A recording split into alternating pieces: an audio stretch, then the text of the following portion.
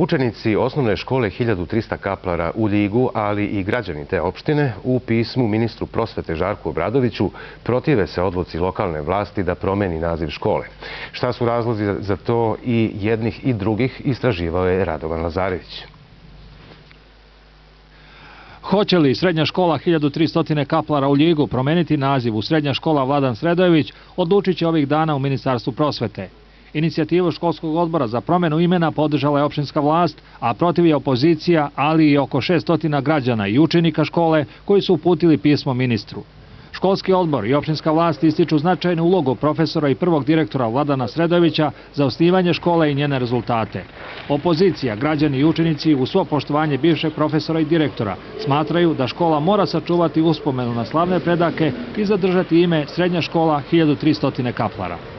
Poštujući odluku ljudi iz srednje škole i njihovu inicijativu, mi smo to stavili na dnevni red i sa ogromnom većinom, odnosno svi oni koji su ovde trenutno u nekoj, da kažem, zajedničkoj priči opštine Ljig su bili da se podrži ta inicijativa srednje škole. Smatramo da nema boljeg imena za ovu školu i da puno pravo imamo da ovu školu nazivamo po 1300 kaplara, jer su bukvalno na ovim prostorima ti mladi ljudi borili se za slobodu naše otadžbine Srbije i dali pravi primer svim generacijama koje dolaze.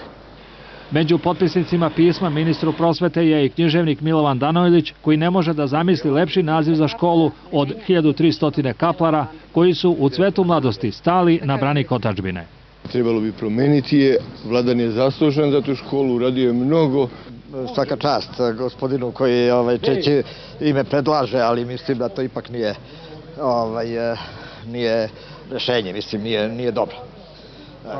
U svakom slučaju mislim treba zadržati ime 1300 kaplara. Niko od ljiških učenika koji su pisali ministru nije želeo da se pojave pred kamerom. Kako su nam rekli, plaše se posljedica u narednoj školskoj godini. Srednja škola u Ljigu ove godine obeležava pola veka postojanja. To je bio povod za promjenu naziva škole. Mislim da je ceo slučaj ispolitizovan. U potpunosti je procedura ispoštovana. Na ministarstvu je da odluči, mi ćemo poštovati odluku ministarstva.